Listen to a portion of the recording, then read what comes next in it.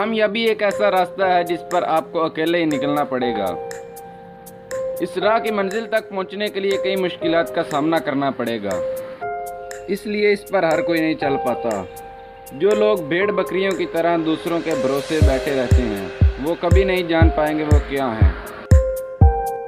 जो अकेले उड़ना चाहते हैं वो उड़ते हैं, फिर गिरते हैं, फिर उड़ते हैं, फिर गिरते हैं, और एक दिन वो मजबूत परों के साथ ऊंची परवाज़ को निकल जाते हैं।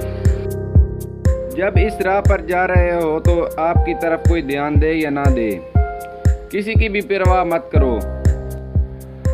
आपके हुनर को कोई माने या ना माने तो बस चलते रहो। मैं ये सब उन लोगों को नहीं कह रहा हूँ जिसकी पैरवी करने वाले कमज़ोर हैं। ये सिर्फ उन लोगों के लिए जिन्होंने अपनी लाल लड़ी है अपनी नाकामी के साथ।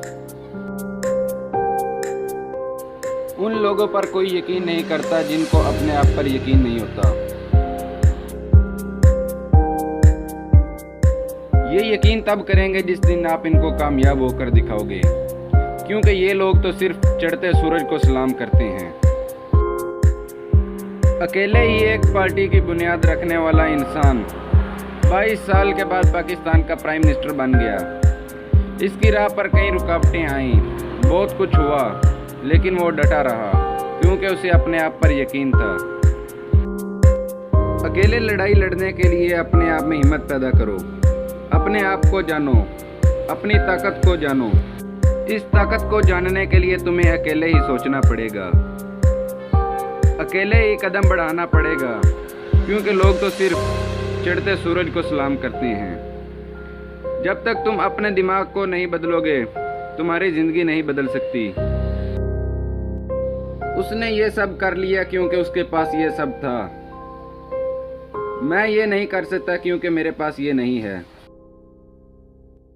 जब तुम कुछ कर नहीं सकते तो तुम्हारे पास कुछ होगा कैसे? कोई कुछ भी आसमान से लेकर नहीं आता,